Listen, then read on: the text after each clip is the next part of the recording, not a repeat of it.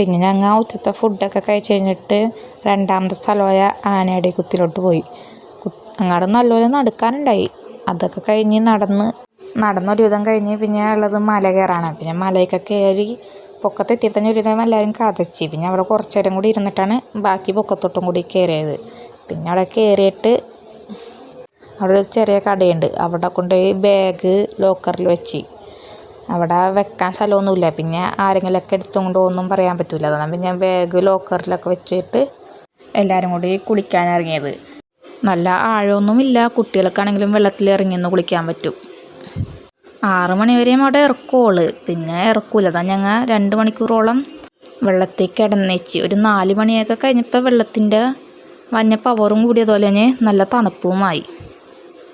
അപ്പോൾ പിന്നെ ഞങ്ങൾ കയറി. അവിടെ തന്നെ ഫ്രഷ് ആവാനുള്ള സ്ഥലമുണ്ട്. പിന്നെ ഞങ്ങൾ അവിടെ നിന്ന് ഫ്രഷ് ആയിട്ടൊക്കെയാണ് പോകുന്നത് തിരിച്ച്.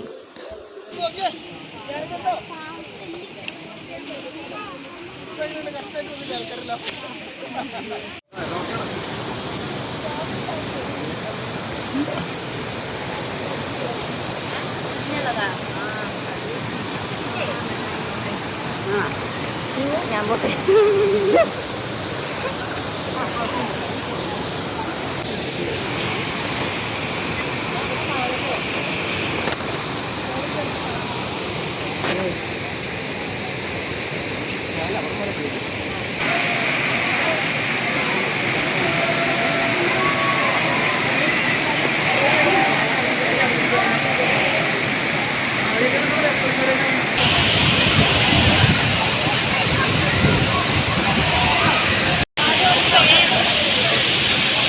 രാത്രി ചപ്പാത്തിയും ചില്ലി ചിക്കനായിരുന്നു. പിന്നെ ഞങ്ങൾ ഒരു 10 മണിയോടെ വീട്ടിലെത്തി.